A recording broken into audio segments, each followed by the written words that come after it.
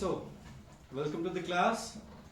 जहां तक आज के क्लास की बात है तो आज आपके बिजनेस स्टडीज की क्लास होगी। बिजनेस स्टडीज में जो आपका पार्ट बी था, पार्ट बी में बेसिकली हमारे दो चैप्टर बचे हुए, जिसमें से हमारा एक फाइनेंशियल मार्केट भी था। फाइनेंशियल मार्केट का इंट्रोडक्शन सेगमेंट हम ऑलरेडी कंप्लीट कर चुके हैं, जिसमें फाइनेंशियल मार्केट क्या होता है हम ये जान चुके हैं, फाइनेंशियल मार्केट में क्या होता है ये भी जान चुके हैं, फाइनेंशियल मार्केट के फंक्शंस क्या होते हैं हम ये भी जान चुके हैं।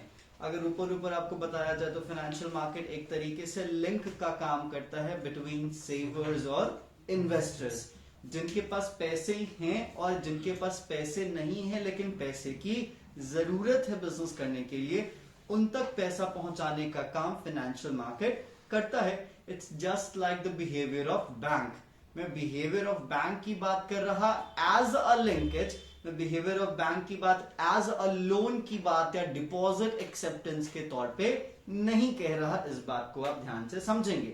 मैं सिंपल सा ये कहने की कोशिश कर रहा हूं कि बैंक जिस तरीके से लिंकेज का काम करती है बिटवीन सेवर्स, ठीक है, या फिर आप कह सकते हो बिटवीन डिपॉजिटर्स एंड लेंडर्स, ठीक है, उस तरीके से फाइनेंशियल मार्केट भी एक लिंकेज का ही काम करता है। फाइनेंशियल मार्केट में दो काम मेजरली परफॉर्म किया जाता है।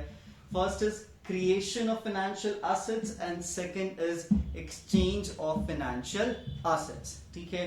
जितने भी आपके फाइनेंशियल एसेट्स हैं, whether it's shares, bonds, debentures, commercial paper, whatever you can say, ठीक है, वो सबसे पहली बार अगर उसकी पैदाइश की बात आती है या अपीयरेंस की बात आती है या फिर क्रिएशन की बात आती है तो वो आपके स्टॉक एक्सचेंज में ही या फिर स्टॉक मार्केट या फाइनेंशियल मार्केट में ही देखने को मिलता है। जैसे आपको बताया जाता है कि कोई कंपनी किसी शेयर मार्केट में लिस्टअप होती है। क्या होती है? लिस्टअप होती है। जैसे अगर मैं हाल फिलहाल के कुछ करंट न्यूज की बात करूं, जो कि एक रिकॉर्ड बनने वाला था लेकिन वो रिकॉर्ड टूट गया। जैसा कि आपको पता है कि चाइना की जो सबसे बड़ी रिटेल ऑर्गेनाइजेशन कंपनी है वो है अलीबाबा, ठीक है। अब अलीबाबा एक ऐसा जाइंट है चाइना में जिससे हर लोग ऑनलाइन परचेस करते हैं, और अलीबाबा ने इसी परचेजिंग के बेनिफिट को और भी एक्सपैंड या बेहतरीन बनाने के लिए उसमें पेमेंट सिस्टम जोड़ दिया। जस्ट लाइक जैसे हम फोन पे की बात करते हैं तो अलीबाबा का फोन पे भी सिस्टम था अली पे के नाम से, ठीक है। अब धीरे धीरे वो फोन पे का सिस्टम या फिर फोन पे के तौर पे जो अली पे का सिस्टम है वो इतना बड़ा हुआ कि जो एंट जो ग्रुप है, अलीबाबा की जो होल्डिंग ग्रुप थी एंट, ठीक है, उसने सोचा कि हम एक नई कंपनी ही बना दे फाइनेंशियल सर्विस पे। तो एक नई कंपनी बनाई गई, that's called ant financial service. उस कंपनी ने इतना अच्छा परफॉर्म किया कि यहाँ पे जो जैकमा है अलीबाबा ग्रुप के फाउंडर, उन्होंने ये सोचा, उनके ग्रुप ने ये सोचा कि हम इसकी क्या कर लेते हैं, तो स्टॉक मार्केट में लिस्टिंग कर लेते हैं। अब एक तरीके से इसके शेयर्स हम बाजार में उतारेंगे। आप मानो कि लगभग 800 गुना या 8000 गुना, मुझे एग्जैक्ट नहीं याद है, उस शेयर की डिमांड उस कंपनी के शेयर के लिस्टिंग होने से पहले ही उठ गई, ठीक है। लेकिन शेयर जब लिस्टअप होने वाला था, कंपनी जब स्टॉक मार्केट में लिस्टअप होने वाली थी, तो उससे मात्र 2 दिन पहले चाइना के प्रेसिडेंट के डायरेक्शन पे अलीबाबा ने डायरेक्टली कहा मीटिंग में कि उनके प्रेसिडेंट के डायरेक्शन के तौर पे इस लिस्टिंग को क्या कर दिया गया, रोक दिया गया। तो खैर मैंने सिंपल सा ये बताने के लिए आपको बताया ये पूरा का पूरा स्टोरी कि जो शेयर मार्केट में या फिर फाइनेंशियल मार्केट आप जो भी कहे, वहां पे फाइनेंशियल सिक्योरिटीज को इस तरीके से क्रिएट किया जाता है। मतलब जब एक कंपनी जाती है, उतरती है, तभी यहाँ पे फाइनेंशियल एसेट्स तैयार होते हैं, सिक्योरिटीज तैयार होते हैं, उससे पहले तैयार नहीं होते हैं। तो इसलिए इन सब न्यूज़ पे आप थोड़ा ध्यान दीजिएगा, क्योंकि इसके न्यूज से ही, ठीक है, कि एंट फाइनेंशियल सर्विसेज आ रही है, अली पे का सिस्टम एक तरीके से कंपनी का फेस लेके शेयर मार्केट में उतरने वाला है, उसका काफी पॉजिटिव इंपैक्ट पूरे चाइना के शेयर मार्केट पे देखने को मिला था, क्योंकि उनके शेयर्स काफी बढ़ रहे थे। लेकिन जैसे ही ये न्यूज आई, एक बहुत बड़ा नुकसान चाइना को भी सफर करना पड़ा था। तो छोटी छोटी बातें हैं करंट अफेयर्स की। जहां तक फाइनेंशियल मार्केट के फंक्शंस की बात आती है तो फाइनेंशियल मार्केट के फंक्शंस में आपके सामने पहला फंक्शन रखा गया था मोबिलाइजेशन ऑफ फंड्स। मतलब अगर हमारे पास पैसे हैं तो उन पैसे को कहीं हम म्यूचुअल फंड्स में लेके जाएंगे, कहीं हम शेयर्स के लिए लेके जाएंगे, डिबेंचर्स के लिए लेके जाएंगे, लेकिन कहां जाएंगे? हम फाइनेंशियल मार्केट की बात करेंगे, हम वहां पे पहुंचाने की बात यहाँ पे करते हैं। उसके बाद यहाँ पे फाइनेंशियल मार्केट अपने फाइनेंशियल सिक्योरिटीज की प्राइस को भी डिस्कवर करने में मदद करता है। अगर हम कहते हैं कि भाई इस कंपनी के शेयर की वैल्यू ये है, इस कंपनी के शेयर की वैल्यू ये है, ठीक है, तो वो कैसे होती है? वो ऑब्वियसली बात है डिमांड और सप्लाई के बेसिस पे होती है और फाइनेंशियल मार्केट में ही होती है। तो फाइनेंशियल मार्केट ही आपको तय करके बताता है कि फाइनेंशियल एसेट्स और फाइनेंशियल सिक्योरिटीज की प्राइस क्या होगी। उसके बाद अगर हमें इन फाइनेंशियल एसेट्स को बेचना है तो उस बेचने का भी प्रोविजन फाइनेंशियल मार्केट हमें करके देती है। अगर हमने शेयर खरीदा है और हम उस शेयर को रिडीम करना चाहते हैं तो ये भी पॉसिबल है, which means financial market offers you the facility of liquidation of the financial assets. Clear? Next आपके सामने है reducing the cost of transaction. Reducing the cost of transaction का मतलब क्या? अगर हमें कहीं पैसा लगाना है तो भाई जाओ उसे पता करो, रिस्क है, ठीक है, लेकिन आज के टाइम पे अगर आपको फाइनेंशियल मार्केट में इन्वेस्ट करना है, किसी कंपनी के किसी फाइनेंशियल सिक्योरिटीज में अगर आपको इन्वेस्ट करना है तो आप घर बैठे सर्टेन क्लिक्स पे ये काम कर सकते हो। तो इस टाइम पे शेयर्स में, डिबेंचर्स में, कॉमर्शियल बिल, कॉमर्शियल पेपर्स में डील करना काफी ज्यादा सस्ता भी है और आसान भी है। आपके ब्रोकर्स आप तक पहुंचते हैं, अब आपको ब्रोकर्स को नॉक करने की जरूरत नहीं होती। तो ये बेसिकली आपके फाइनेंशियल मार्केट के फंक्शंस थे जिसको हमने पहले भी कवर किया था, आपके लिए ब्रश अप का काम किया होगा। चलिए अब हम प्रॉपरली बात करेंगे क्लासिफिकेशन ऑफ फाइनेंशियल मार्केट की। जहां तक फाइनेंशियल मार्केट की क्लासिफिकेशन की बात आती है तो फाइनेंशियल मार्केट आपके मेजर दो हिस्सों में बढ़ता है। First is capital market and second is money market. क्या? First is capital market and second is money market. हम सबसे पहले मनी मार्केट के बारे में जानेंगे। याद रख लीजिएगा, मनी मार्केट फाइनेंशियल मार्केट का वो हिस्सा है जिसमें शॉर्ट टर्म फाइनेंशियल सिक्योरिटीज की डीलिंग की जाती है। कैसा term? Short term. And if I specify the time duration of short term so it's 365 days. ठीक है, 365 दिन में इसलिए ले रहा हूं क्योंकि कोई भी सिक्योरिटीज होगी उसकी लाइफ 364 डेज ही होगी, लेकिन वो 365th डेट पे क्या होगा? मैच्योर होगा या फिर आपको उसका पेमेंट करना पड़ेगा या रिड्यूम होगा, व्हाटएवर यू कैन से। ठीक है, तो इसीलिए इकोनॉमिक्स में अगर बात की जाती है तो शॉर्ट टर्म का कोई टाइम डिफाइन नहीं है, लेकिन हम फाइनेंशियल मार्केट बिजनेस की बात करते हैं, जब हम शॉर्ट टर्म की बात करेंगे तो सीधा टाइम डिफाइन है, वो है 1 ईयर। देखिए यहाँ पे कहता भी, अगर मैं आपको अपने बुक से बताऊं तो कहता है money market is the market for short term funds which deals in monetary assets whose maturity period is up to 1 year। ठीक है, ये आपके मनी मार्केट की कहानी होती है। ठीक इसी के अपोजिट आप कैपिटल मार्केट को भी कवर करते चलेंगे। कैपिटल मार्केट फाइनेंशियल मार्केट का एक ऐसा हिस्सा है जो यहाँ पे शॉर्ट टर्म में नहीं लेकिन मीडियम टर्म और लॉन्ग टर्म सिक्योरिटीज में क्या करता है? डील करता है। If I specify the time duration of medium term, so it's 5 years, and if I specify the time duration of long term, so it's generally 20 years. So capital market deals in medium term and long term securities, and money market deals in short term securities. Matters that what are the instruments of money market and what are the instruments of capital market. In case of money market, the major instruments of money market is commercial paper, treasury bill, commercial bill, promissory notes. ठीक है, ये सब आपके money market के instruments में काम किए जाते हैं। But when we talk about the instruments और tools of capital market, so it generally shares, debentures और बॉन्ड्स। ठीक है, अब यहाँ पे हम प्रॉपर्ली डिटेल में जानेंगे कि मनी मार्केट क्या होता है और कैपिटल मार्केट क्या होता है। जहां तक बात आती है मनी मार्केट के फीचर्स की, तो अगर आपके सामने कॉपी है तो आप इनको मेंशन भी करते जा सकते हैं, या फिर अगर आपके सामने एनसीईआरटी की बुक है तो आप उसमें सर्च करके इनसर्कल भी करते जाइएगा, तो आपके लिए नोट्स का एक पैटर्न भी तैयार होते जाएगा। ठीक है, देखिए भाई, जहां तक बात आती है मनी मार्केट, तो मनी मार्केट एक ऐसा मार्केट है जिसमें जनरली रिस्क जो होता है in comparison to capital market low होता है। You can't say that generally money market is a lower risk or have a lower risk, but मैं यहाँ पे आपको बेहतर तरीके से कहूँ तो कैपिटल मार्केट के कंपैरिजन में रिस्क क्या होता है? लो होता है, क्योंकि किसी इंसान के लिए कोई रिस्क ज्यादा भी हो सकता है, कम भी हो सकता है, बट हमें कंपेयर करके बताना पड़ता है कि कैपिटल मार्केट के कंपैरिजन में रिस्क क्या होता है? कम होता है। Which means कैपिटल मार्केट में मनी मार्केट के कंपैरिजन में रिस्क क्या होता है? ज्यादा होता है। ठीक है, साथ ही साथ मनी मार्केट में आमतौर पे अनसिक्योर्ड इंस्ट्रूमेंट्स में डील होती है। अनसिक्योर्ड का मतलब क्या, उसके अगेंस्ट जनरली कोई कोलेट्रल या श्योरिटी या सिक्योरिटी नहीं होती है, लेकिन आपका जो कैपिटल मार्केट है वो आमतौर पे सिक्योर्ड माना जाता है। तो आपके फाइनेंशियल मार्केट का पहला फीचर क्या होगा, low risk. Sorry, financial market में मनी मार्केट का पहला फीचर क्या होगा, लो रिस्क, और दूसरा क्या होगा, अनसिक्योर्ड। ठीक है, साथ ही साथ तीसरा क्या, शॉर्ट टर्म इंस्ट्रूमेंट। तो आप ये कह सकते हो लो रिस्क की अनसिक्योर्ड शॉर्ट टर्म इंस्ट्रूमेंट्स, क्योंकि उन इंस्ट्रूमेंट्स के 3 इंपॉर्टेंट फीचर होते हैं आपके मनी मार्केट में। क्लियर क्या। साथ ही साथ अगर देखा जाए तो आपका मनी मार्केट हो, कैपिटल मार्केट हो, जनरली हर दिन ट्रेडिंग होती है। आप डेज की बात इसमें डिफरेंशियल्स के बेसिस पे नहीं कर सकते। नेक्स्ट कहता है जो आपका मनी मार्केट है, helps in raising short term funds for meeting shortage of cash and obligations and the temporary deployment of excess funds for earning returns. अब यहाँ पे इस लाइन को थोड़ा समझिएगा, मैं आपको बाइफरकेट करके समझाने की कोशिश करता हूं। ये जो मनी मार्केट है आमतौर पे कंपनी की उस जरूरत को पूरा करता है जिस जरूरत का नाम होता है लिक्विडिटी क्रंच।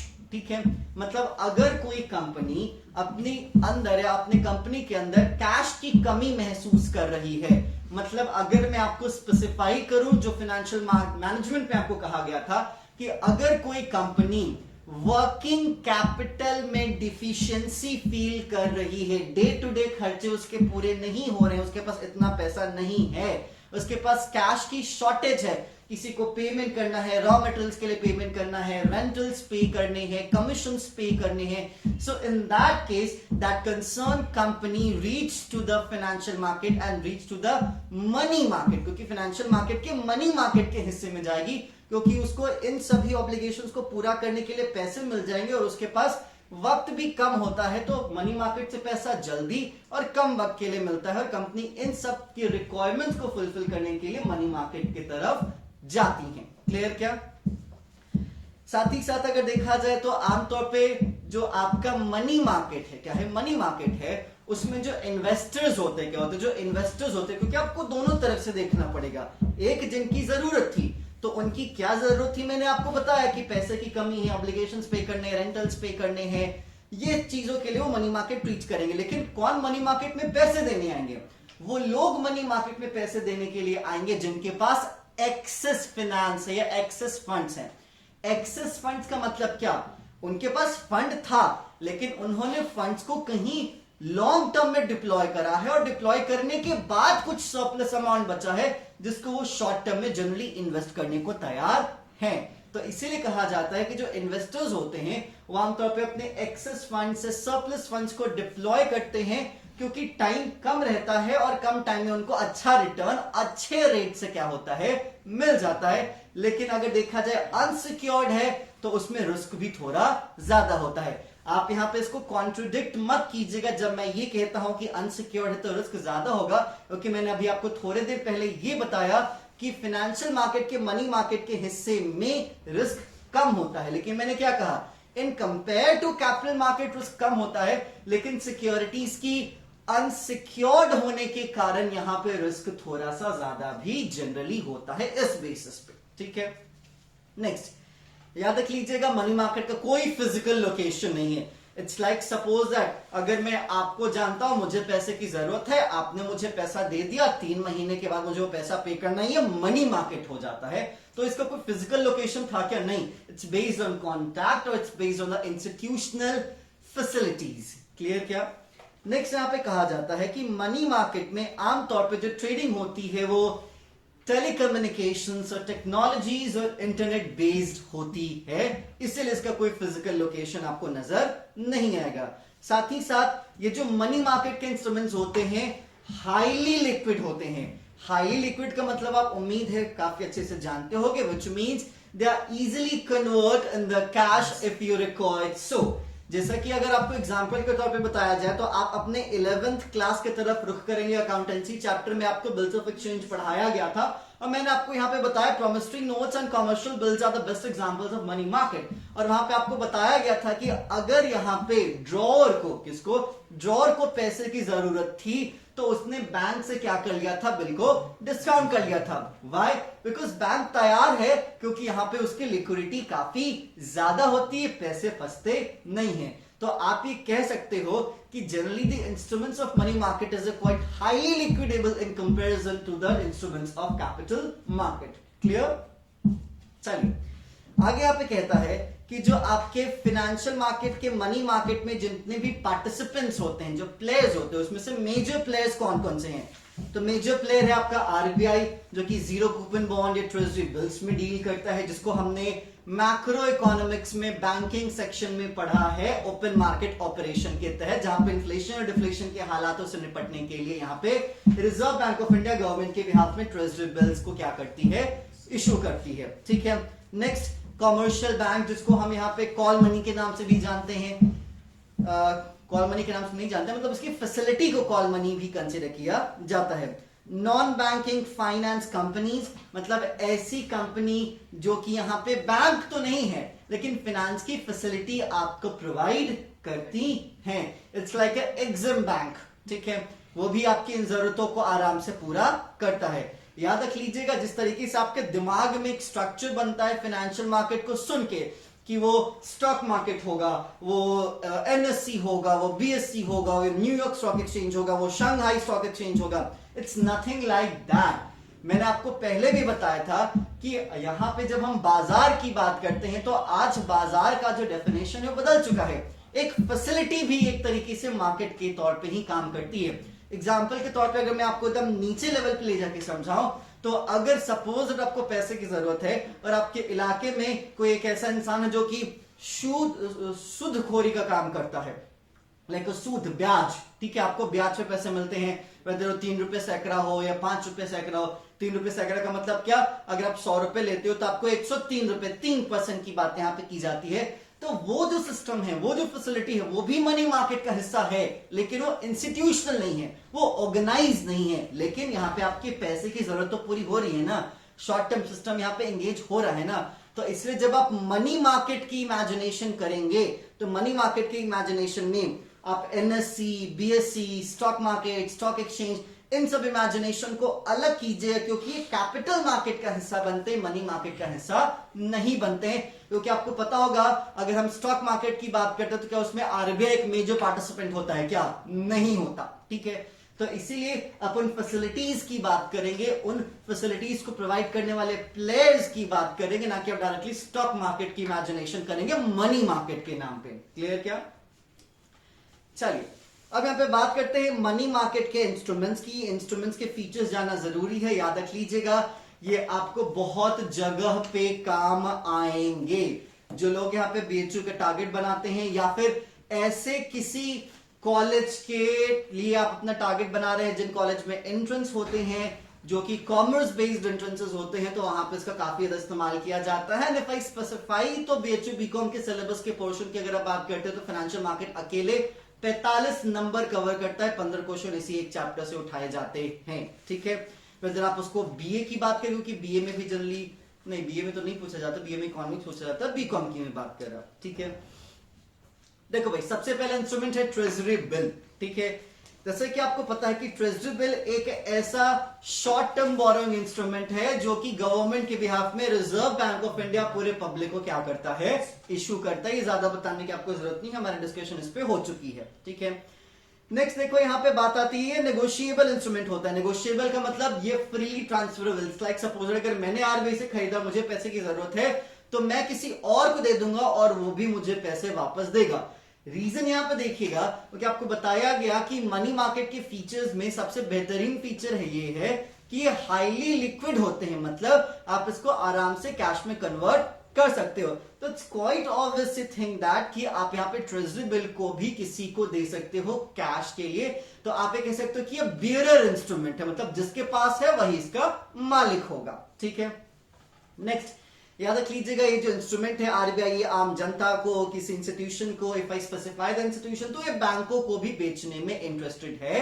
और जैसा कि आपको पता होगा ये जो आपका हर्षद मेहता का जो एक सीरीज आया है वो इसी सिस्टम पे बेस्ड है, इसी बिल पे बेस्ड है जो कि आरबीआई ने बल्क में बाजार में उतारा था। उन्होंने बल्क में हेर फेर करके उसकी खरीद बिक्री की एसबीआई से जुड़ के, और बाद में जब उजागर हुआ तो पता चला कि इस देश की हर एक बैंक लगभग उस फ्रॉड में क्या थी, इन्वॉल्व थी।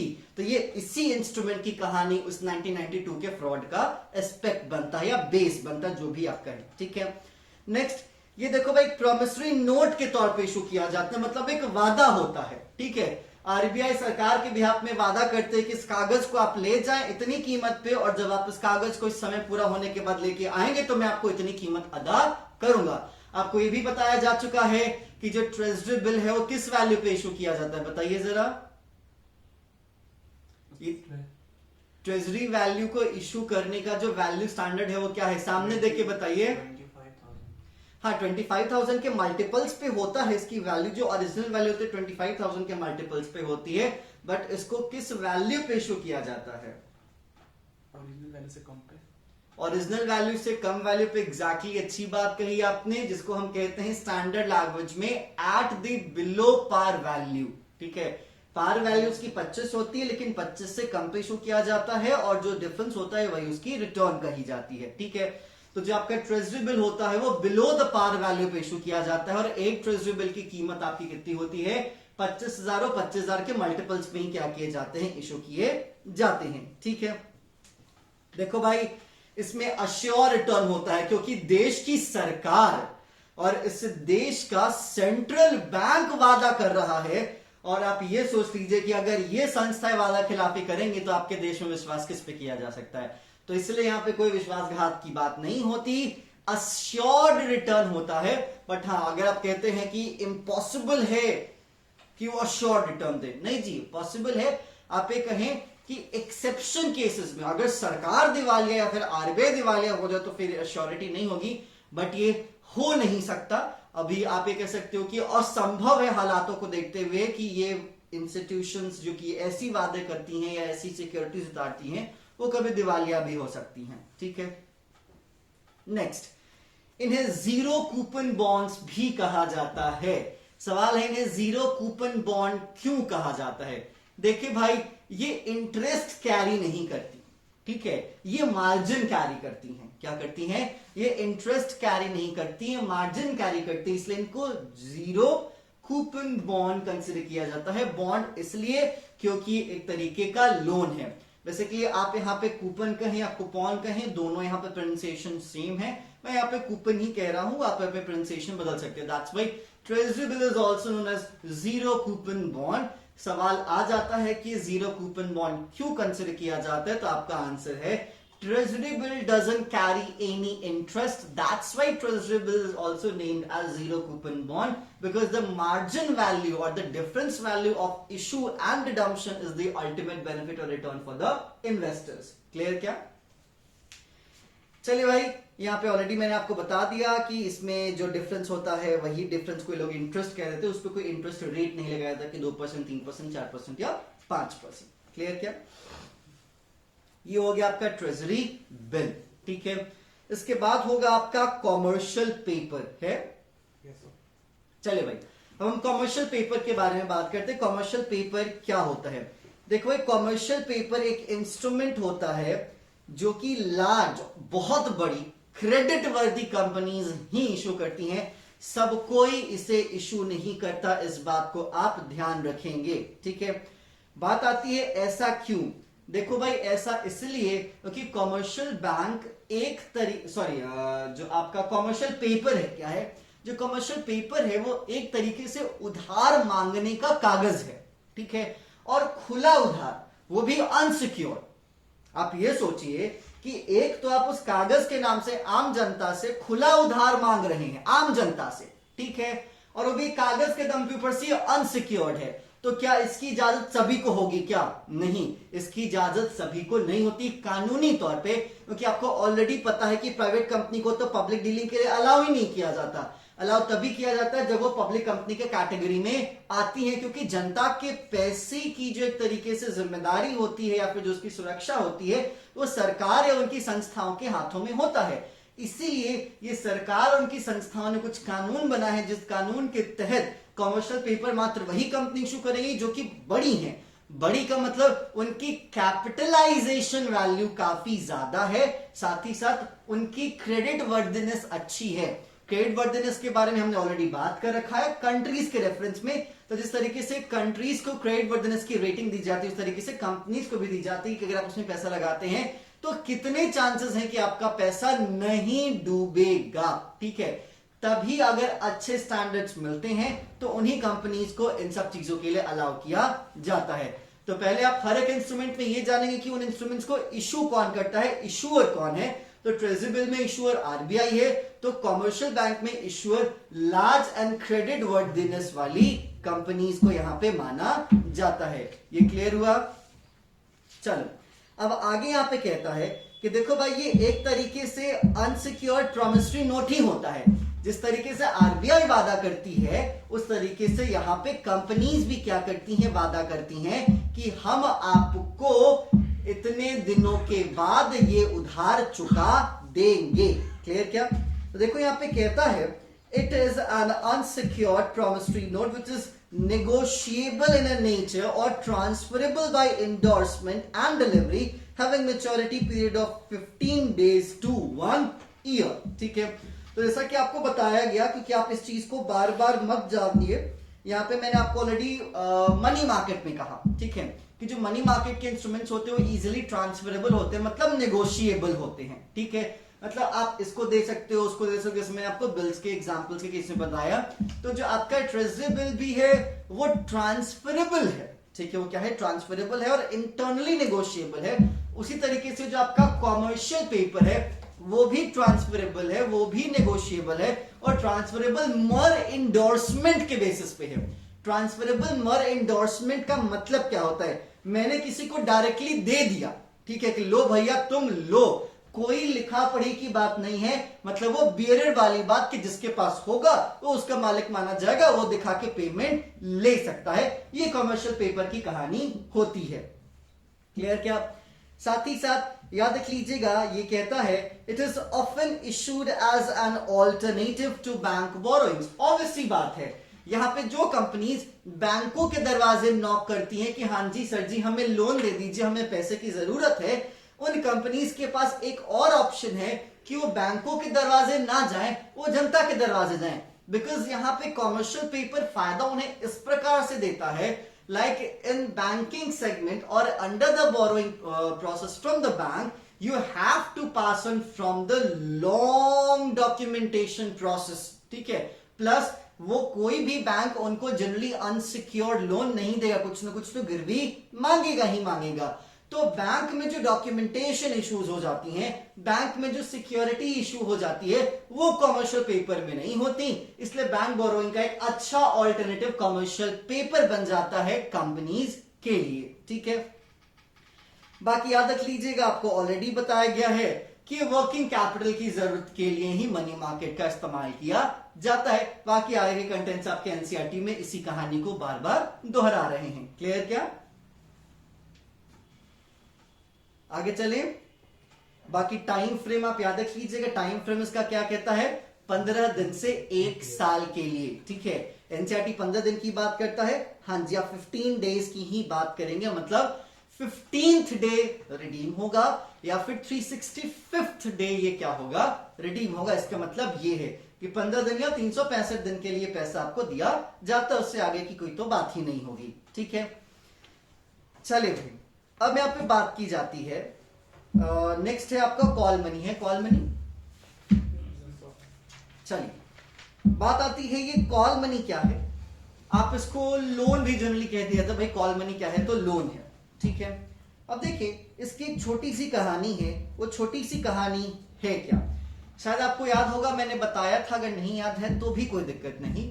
मैंने आपको बताया था CRR कैश रिजर्व रेशियो, मैंने आपको बताया था SLR statutory liquidity ratio. Generally regular basis पे, डे टू डे बेसिस पे कमर्शियल बैंक्स को CRR और SLR क्या करना होता है, मेंटेन करना होता है। इसलिए देखते हो कि बैंक तो 4 ही बजे बंद हो जाता है, लेकिन बैंक के एम्प्लॉइज की छुट्टी 5 बजे या 6 बजे या 7 बजे होती है। शटर गिरने के बाद उनको अपना काम करना पड़ता है। लोग जनरली सोचते हैं कि क्या क्या काम करना पड़ता है, बस नोट ही गिन के तो रखना होता है। भाई वो नोट तो आपके सामने भी गिन लेते हैं, सिस्टम पे तो ऐसे भी चढ़ा देते हैं। उनको अपने पूरे दिन का रिकॉर्ड अपने हेड ब्रांच को क्या करना होता है, सबमिट करना होता है। जैसा कि मान लेते हैं सपोज दैट अगर कोई आपके घर के पास किसी बैंक का ब्रांच है, उसने डीलिंग करी सुबह से लेकर शाम तक। अब सुबह से लेकर शाम तक में उसने बहुत सारे काम किए होंगे, डिपॉजिट्स लिए होंगे, विड्रॉल दिए होंगे, लोन सैंक्शन हुआ होगा, लोन का इंटरेस्ट मिला होगा, लोन का प्रिंसिपल मिला होगा, किसी को निफ्ट किया होगा, एनईएफटी किया होगा, या फिर किसी को यहाँ पे आरटीजीएस करवाया होगा, किसी का यहाँ पे ये डीडी बनाया होगा। अब इन सभी का फर्क उसके टोटल डिपॉजिट पे पड़ेगा। और आपको पता है कि टोटल डिपॉजिट में हम प्राइमरी डिपॉजिट और सेकेंडरी डिपॉजिट दोनों को जोड़ते हैं। तो ये काम एक दिन नहीं होता, ये काम किसी स्पेसिफाइड डेट को नहीं होता, ये काम हर दिन होता है। विच मींस कमर्शियल बैंक की टोटल डिपॉजिट हर दिन फ्लक्चुएट करती हैं। क्लियर क्या? सीआरआर किस पे बनाया जाता है? टोटल डिपॉजिट पे बनाया जाता है। तो यहां पे सीआरआर का जो अमाउंट आरबीआई के पास है वो भी तो हर दिन फ्लक्चुएट करेगा। तो इसीलिए सपोज दैट अगर किसी कमर्शियल बैंक को सीआरआर में कमी दिख रही है और उसके पास पैसे भी नहीं दिख रहे हैं कि मैं सीआरआर मेंटेन कर पाऊं, सो इन दैट केस अगर कोई कमर्शियल बैंक फेल हो जाती है तो उसको यहां पे डिफॉल्टिंग चार्जेस आरबीआई को पे करने होते हैं, जो कि एक तरह से थोड़ा सा सीवियर कैटेगरी में आ जाता है और बैंक की रेपुटेशन भी क्या हो जाती है, खराब हो जाती है। बहुत बार ऐसा होता है कि कमर्शियल बैंक और प्रॉब्लम में तब आ जाती हैं जब रिजर्व बैंक एक मीटिंग बुलाता है, प्रेस कॉन्फ्रेंस बुलाता है और पता चलता है कि जो हमारा सीआरआर था उसको 3.5% से अब रिवाइज कर दिया जा रहा है और हो जा रहा है 4%, और ये रेट अभी से लागू हो जा रहा है। तो अगर ये रेट अभी से लागू हो जाएगा तो उनके लिए 0.5% का रिजर्व एक्स्ट्रा बनाना पड़ेगा, जो कि उनको आरबीआई के पास भेजना पड़ेगा। अगर उनके पास पैसे नहीं होंगे तो क्या करेंगे? वो फेल हो जाएंगे, पेनल्टी पे करनी पड़ेगी। तो इस केसेस में वो कॉल पे जो डिफिशिएंट अमाउंट होता है उस अमाउंट का जुगाड़ करते हैं और इसी को कहा जाता है कॉल मनी। समझे? इसलिए इसका नाम भी क्या रखा गया? कॉल मनी, जो कि अपना रिजर्व मेंटेन करने के बाद कुछ दिनों के अंदर जिससे उन्होंने पैसा लिया है उसको क्या करते हैं? चुका देते हैं। ठीक है, देखिए कहता है कॉल मनी एक ऐसा मेथड है जिस मेथड से कमर्शियल बैंक बोरो करता है एक दूसरे से, ठीक है, from each other to be able to maintain the minimum cash balance. याद रख लीजिएगा, आमतौर पे जो कॉल मनी की जनरली पार्टिसिपेंट्स होते हैं बैंक एक दूसरे में ही ये डील करते हैं। सपोज दैट अगर मान लेते हैं एसबीआई को कोई डिफिशियंसी है या फिर कोई पैसा कम है तो पीएनबी को कांटेक्ट करे, सबसे कांटेक्ट करेगा, हाँ जी आपके पास है, आपके पास है। किसी न किसी के पास तो रिजर्व सरप्लस जरूर ही होगा, तो वो उसको दे देता है और वापस वो पैसा रिटर्न कर देता है कुछ देर के बाद। ठीक है, आगे यहां पे कहिए, देखिए कहता है each other to be able to maintain minimum cash balance called cash reserve ratio, जो कि आरबीआई के पास कंपल्सरी आपको मेंटेन करना होता है as required by the RBI। ठीक है, आगे कहता है जो कॉल मनी होता है शॉर्ट टर्म फाइनेंस है, ऑलरेडी हमें पता है। ठीक है, रीपेबल ऑन डिमांड। अब देखिए रीपेबल ऑन डिमांड का मतलब क्या है? रीपेबल ऑन डिमांड का मतलब कि जिसने आपको दिया है वो जब मांगेगा वो तब आपको देना पड़ेगा, बट जनरली 1 दिन से 15 दिन की कहानी यहां पे लिखी जाती है। एनसीईआरटी में भी 1 दिन से 15 दिन की बात कही गई है। ठीक है, तो इसीलिए याद रख लीजिएगा कि कॉल मनी का पैसा है वो क्या होता है? रीपेबल ऑन डिमांड होता है। क्या होता है? रीपेबल ऑन डिमांड होता है, या फिर 1 दिन से 15 दिन के अंदर उसको पैसा चुकाना पड़ता है। तो अगर लास्ट जाएगा ज्यादा से ज्यादा तो 15 दिन। ठीक है, लेकिन इसके ऊपर वाला जो आपका कॉमर्शियल पेपर है उसका मिनिमम कितना? 15 ही दिन है। इसका मैक्सिमम 15 दिन और कॉमर्शियल पेपर का मिनिमम 15 दिन। ठीक है, और कॉमर्शियल पेपर का मैक्सिमम 365 डेज। भाई इसका यहां पे मैक्सिमम ही 15 डेज है, तो इसलिए 15 365 ये कॉमर्शियल पेपर का है और कॉमर्शियल बिल का 1 to 15 डेज ये है। क्लियर क्या? इसमें थोड़ा सा कंफ्यूज मत होइएगा, क्योंकि आपके कॉमर्शियल बिल में कह रहा हूं, सॉरी बार बार, कॉल मनी, ठीक है, कॉल मनी और कॉमर्शियल पेपर, ठीक है। नेक्स्ट सीडी है, Yes, sir. नहीं सीडी से पहले कुछ कुछ और बातें हैं जो जान लीजिएगा। क्यों मैंने बता दिया कि कॉल मनी का इस्तेमाल क्यों होता है। अब बात आती है कि मान लेते हैं किसी बैंक के पास 1 लाख करोड़ की कमी है, ठीक है, तो वो 1 लाख करोड़ ले लिया, तो क्या रिटर्न करेगा 1 ही लाख करोड़? क्या नहीं, वो रिटर्न करेगा एक्स्ट्रा, ज्यादा, और जितना ज्यादा वो रिटर्न करेगा जिस रेट से, उसी रेट को यहाँ पे कहा जाता है कॉल रेट। क्या कहा जाता है? Call rate. ये कॉल रेट हाईली वोलेटाइल होते हैं। हाईली वोलेटाइल का मतलब क्या? जितना कम वक्त बचेगा, ठीक है, उतना ही ये रेट बढ़ते जाता है। जितनी मार्केट में रिक्वायरमेंट कम होती जाएगी, उतना ही ये रेट क्या होते जाएगा? घटते जाएगा। मतलब पता चला कि 1 सेकंड पहले उसको कॉल किए थे तो ये रेट बता रहा था, दूसरे सेकंड में उसको कॉल किया तो अब ये रेट बदल गया मार्केट का, ठीक है। तो काफी ज्यादा हाईली वोलेटाइल होता है, क्योंकि आपके पास काफी कम वक्त होते हैं अपने मिनिमम रिजर्व को एक तरीके से मेंटेन करने के लिए। क्योंकि मैंने क्या कहा कि आरबीआई यहां तक कह रही है कि भाई इसी वक्त से रेट अप्लाई होगा, तो इसी वक्त से रेट अप्लाई होगा मतलब इसी दिन के अंदर। मतलब अगर वो 1 बजे प्रेस कॉन्फ्रेंस करने के लिए आती है और बैंकिंग बिजनेस यहाँ पे 3 घंटे एक्स्ट्रा चलेंगे, 1 से लेकर 4 तक, मतलब उसको जब वो 7 बजे रिपोर्ट करेगा या 6 बजे जो भी रिपोर्ट करेगा, उसके अंदर ही उसको पैसा ये मेंटेन कर लेना है, ठीक है। चलो अब देखो यहाँ पे कहता है there is an inverse relationship between call rate and demand for call money, ठीक है। It means a rise in call rate decreases the demand for call money as other money market instruments become relatively cheaper। इस line को समझिएगा, यहाँ पे कहता है कि जनरली अगर रेट बढ़ जाएगा कॉल का, अगर कॉल का रेट बढ़ जाएगा तो इस केस में लोग कॉल मनी का इस्तेमाल ना करके वो किसी दूसरे मनी मार्केट के इंस्ट्रूमेंट्स का इस्तेमाल करें, क्योंकि आपको ऑलरेडी बताया गया है मनी मार्केट में मनी रीडली अवेलेबल होता है, क्योंकि उसको शॉर्ट टर्म के लिए इस्तेमाल किया जाता है। क्लियर? चलिए अब बात करते हैं सर्टिफिकेट ऑफ डिपॉजिट। अब देखो भाई डिपॉजिट टर्म है, और जब भी हम डिपॉजिट की बात करते हैं तो हमारे जहन में बैंक का नाम आता है। तो सर्टिफिकेट ऑफ डिपॉजिट का जो रिश्ता है वो बैंक के साथ है, और इसका इशूअर कौन है? कमर्शियल बैंक, ठीक है। देखो भाई कमर्शियल बैंक की जो सर्टिफिकेट ऑफ डिपॉजिट इशू करता है, एक अनसिक्योर्ड होता है, नेगोशिएबल होता है, शॉर्ट टर्म होता है, ट्रांसफरेबल होता है, ठीक है, ये सब होता है। जैसे कि मैंने आपको कहा कि जब हम ट्रांसफरेबल की बात करेंगे तो हम जनरली बियर्ड फॉर्मेट का जिक्र करेंगे, जिसके पास होगा वो इसका मालिक होगा, वो जाके रिडीम करवा सकता है अगर टाइम ड्यूरेशन कंप्लीट होता है। तो इशू कौन करते हैं? कमर्शियल बैंक या फिर जो डेवलपमेंटल बैंक्स होते हैं, ठीक है, जिसमें आईडीएफसी की बात करो या फिर आईसीआईसीआई की बात करो, ठीक है, ये बैंक्स भी जनरली क्या करते हैं? आपके इशू करते हैं, डेवलपमेंटल फाइनेंशियल इंस्टीट्यूशंस भी, ठीक है। अब देखो सवाल है कि ये कब इस्तेमाल किया जाता है, ये सर्टिफिकेट ऑफ डिपॉजिट काम कैसे करता है? देखो भाई सर्टिफिकेट ऑफ डिपॉजिट काम करता है, पहला समय कौन सा समय होता है? जब बैंकों के पास खुद पैसा लेकिन बाजार में पैसा है, बैंकों का अपना बिजनेस थोड़ा डाउन चल रहा है लेकिन मार्केट में पैसा है, ठीक है। तो बैंक कुछ बड़े बड़े जो डिपॉजिटर्स होते हैं, बड़ी बड़ी कंपनीज भी होती है, वेदर इंस्टीट्यूशनल डिपॉजिटर्स हो या इंडिविजुअल डिपॉजिटर्स हो, उनसे कांटेक्ट करती है, फिर उन तक इंफॉर्मेशन पहुंचाती है कि commercial bank certificate of deposit निकालने वाली है। सपोज दैट आपके पास लगभग देखा जाए तो 20 से 25 करोड़ रुपए हैं, ठीक है। सपोज दैट आप एक इंस्टीट्यूशनल डिपॉजिटर हो, आप एक कंपनी की फॉर्मेट को भी लेके चल सकते हो, ठीक है।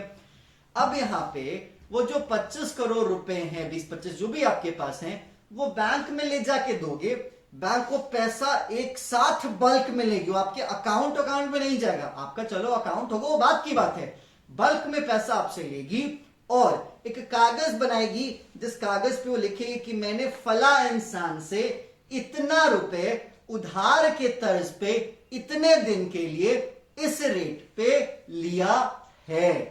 मतलब जो दुनिया को लोन बांटती है वो इस कागज से खुद लोन उठाती है, लेकिन लोन का अमाउंट अच्छा खासा होता है और लोन अनसिक्योर्ड भी होता है। क्लियर क्या? देखिए यहां पे कहता है they can be issue to individuals, corporations और कंपनीज। मैंने पहले भी बताया भले वो इंस्टीट्यूशनल इन्वेस्टर्स या डिपॉजिटर्स हो या फिर वो इंडिविजुअल डिपॉजिटर्स हो या इन्वेस्टर्स हो। कोई भी, इंडिविजुअल का मतलब इंसान और इंस्टीट्यूशन का मतलब कंपनी है, कोई ऑर्गेनाइजेशन। ठीक है, सवाल है कि ये जो पेपर होता है, ठीक है, जो सर्टिफिकेट ऑफ डिपॉजिट होता है, जो कागज होता है, ये लार्ज फंड्स शॉर्ट पीरियड में क्या करता है, मोबिलाइज कर देता है। जैसे कि मैंने जो अमाउंट भी बताया आपको एग्जांपल के तौर पे, तो 20-25 करोड़ रुपए बताया, जो कि छोटा अमाउंट माना नहीं जाता है। क्लियर? तो यहां पे आपका सर्टिफिकेट ऑफ डिपॉजिट हो जाता है ओवर। इसमें मुझे लगता है कि और कोई भी कंटेंट होगा। ठीक है, चलिए, इसके बाद कॉमर्शियल बिल भी है। हाँ जी, ठीक है। कमर्शियल बैंक, ये सॉरी कॉमर्शियल बिल, ये आप ऑलरेडी जानते हो, बताने की जरूरत नहीं है, इस पे बहुत बार जिक्र हो चुका है, जस्ट बिल्स ऑफ एक्सचेंज के तौर पे है। ठीक है, कहता है a commercial bill is a bill of exchange used to finance the working requirements of business firms। तो कंक्लूजन ये आता है कि इसका इशूअर कोई बैंक वैंक नहीं होता, इसका इशूअर एक फर्म होता है, एक ऑर्गेनाइजेशन होता है, एक इंस्टीट्यूशन होता है। क्लियर क्या? अब देखो, सिंपल सी चीज है, ऑलरेडी आपको पता है, शॉर्ट टर्म होता है, नेगोशिएबल होता है, ट्रांसफरेबल और एंडोर्समेंट के बेसिस पे होता है, बियरर नेचर का होता है, अनसिक्योर्ड तक होता है, डिस्काउंट बैंक से आप करवा सकते हो। ठीक है, साथ ही साथ इसके पीछे रीजन क्या होता है, आपको साफ साफ बताया गया ट्रांजैक्शन में कि फला ने फला से उधार पे सामान खरीदा, पैसा ना देने के कारण एक बिल बना दिया गया, जिसने सामान बेचा उसका नाम ड्रॉर था और जिसने सामान खरीदा उसका नाम ड्रॉय था। यह इसकी छोटी सी कहानी है। ठीक है, आमतौर पे आपको ऑलरेडी पता है कि इसको ट्रेड बिल के नाम से भी जाना जाता है। ट्रेड बिल क्यों? क्योंकि ट्रेड में ये बिल जनरेट किया जाता है, जिसकी एक्सेप्टेंस कौन करता है? जो क्रेडिटर होता है। क्लियर? मुझे लगता है कि इसमें और कुछ भी आपको बताने की जरूरत है। और कुछ भी मनी मार्केट के इंस्ट्रूमेंट्स हैं? नहीं है। ठीक है, इसके बाद आपका कैपिटल मार्केट शुरू हो रहा है। चलिए, तो यहां तक पूरे कंटेंट को बड़ी बारीकी से रिवाइज कीजिए, कोई प्रॉब्लम है उसको पूछिए। ठीक है,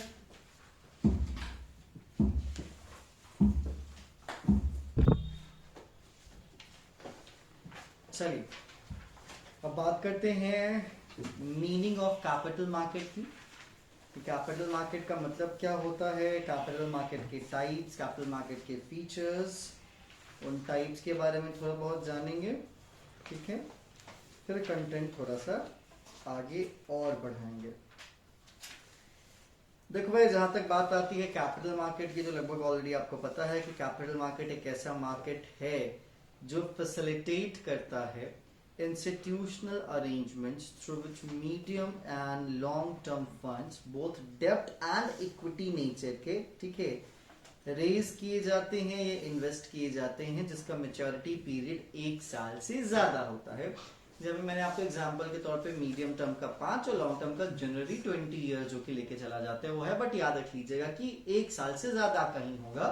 अगर 1 साल से ज्यादा का है तभी वो कैपिटल मार्केट में आएगा, अदरवाइज हो जाएगा आपके मनी मार्केट में। ठीक है, देखो भाई, कैपिटल मार्केट के फीचर्स की बात आती है, तो कैपिटल मार्केट के फीचर्स की बात आती है, तो कैपिटल मार्केट के फीचर में पता चला कि यूपी में भी 4000 फाइन लगा दिए, क्योंकि दिल्ली से तो ज्यादा ही बने रहते हैं। कितना पकड़ा है जी फाइन पे? कितना लग रहा है बनारस में? 350 रुपए, 350 रुपए दियो क्या? हम क्यों देंगे? तो पता कैसे तुमको? ह्यूमर्स। अच्छा, अफवाहों पे ध्यान ना दें, पता है ना। तो चलो कुछ और तुम्हारे बारे में अफवाह निकल गई। चलो खैर, बात आती है कैपिटल मार्केट की। तो कैपिटल मार्केट के फीचर्स की हम बात कर रहे हैं। सबसे पहली चीज, कैपिटल मार्केट की लाइन है, कुछ वो लाइनों को जरा सुनिएगा अच्छे से। Capital market consists of series of channels through which savings of the community are made available for industrial and commercial enterprises and for the public in general. It directs saving into most productive use leading to growth and development of the economy. ठीक है, ये lines आपको NCERT में मिलते जा रही होंगी, ठीक है। देखिए बेसिकली इस लाइन से आपको कुछ बातें उठानी चाहिए। सबसे पहली चीज, कैपिटल मार्केट मीडिएटर के तौर पे काम करता है सेवर्स और इन्वेस्टर्स के बीच। सॉरी, फिर मैं वही बोल रहा हूँ, सेवर्स एंड बोरोवर्स के बीच में, ठीक है। अब बात आती है कि जो पैसे बचा रहे हैं वही पैसे लगाएंगे, और जिनके पास पैसे जाएंगे वो बोरोवर्स कंसिडर किए जाएंगे, मतलब जिनको रिक्वायरमेंट्स हैं, यूजर्स ऑफ द फाइनेंस, ठीक है। अब बात आती है कि जो कैपिटल मार्केट है ये फैसिलिटी देता है कि जो आपका पैसा है वो सबसे इफेक्टिव जगह जाके लगे। कहां? मोस्ट इफेक्टिव प्लेटफॉर्म पे जाके लगे। अब इस मोस्ट इफेक्टिव प्लेटफॉर्म या बेनिफिट से आपको क्या फायदा होगा? आपको तो रिटर्न मिलेगा अगर आप पैसे लगाते हो, ठीक है। अगर मोस्ट इफेक्टिव जगह लग रहा है तो जिसने फाइनेंस का यूज किया है उसको भी रिटर्न मिलेगा, और ऑल इन ऑल अगर आप देखोगे तो आपकी इकोनॉमी का ग्रोथ एंड डेवलपमेंट भी इस पे कहीं ना कहीं डिपेंड होता है। इसीलिए आप देखोगे जिस कंट्री की या जिस इकोनॉमी की स्टॉक मार्केट, कैपिटल मार्केट काफी ज्यादा स्ट्रांग होती है, वो इकोनॉमी भी इकोनॉमिकली, वो कंट्री भी इकोनॉमिकली काफी ज्यादा पावरफुल होती है, ठीक है। तो इसीलिए कैपिटल मार्केट आपकी कंट्री की ग्रोथ और डेवलपमेंट में भी काफी ज्यादा कंट्रीब्यूट करता है। साथ ही साथ अगर बात करते हैं कैपिटल मार्केट के दो मेजर हिस्से हैं, first is primary market and second is secondary market, ठीक है। साथ ही साथ अगर हम बात करते हैं कैपिटल मार्केट के मेजर पार्टिसिपेंट्स की, कैपिटल मार्केट में कौन कौन लोग पार्टिसिपेट करते हैं, तो आपके सामने सबसे पहला एग्जांपल आ जाएगा कंपनीज का, जो कि कॉर्पोरेट एंटिटीज की बात की जाती है। याद रख लीजिएगा कमर्शियल बैंक्स भी कैपिटल मार्केट में पार्टिसिपेट करता है, क्योंकि पीएनबी के भी शेयर्स बिकते हैं, एसबीआई के भी शेयर्स हैं, एचडीएफसी के शेयर्स हैं। करेंटली तो एचडीएफसी इंडिया का थर्ड सबसे ज्यादा कैपिटलाइज्ड वैल्यू वाला एक ऑर्गेनाइजेशन बना है, ठीक है। तो इसीलिए आपके कमर्शियल बैंक भी पार्टिसिपेंट बनते हैं आपके कैपिटल मार्केट में। साथ ही साथ जितने भी स्टॉक एक्सचेंज हैं, जिसमें सबसे टॉप 2 स्टॉक एक्सचेंज का हमेशा से नाम लिया जाता है एनएससी, नेशनल स्टॉक एक्सचेंज, जिसमें निफ्टी इंडेक्स होता है, और बीएससी बॉम्बे स्टॉक एक्सचेंज, जिसमें सेंसेक्स इंडेक्स होता है। आपको पता होना चाहिए बीएससी सबसे पुराना स्टॉक एक्सचेंज है, NSC in comparison to BSC नया स्टॉक एक्सचेंज है, ठीक है।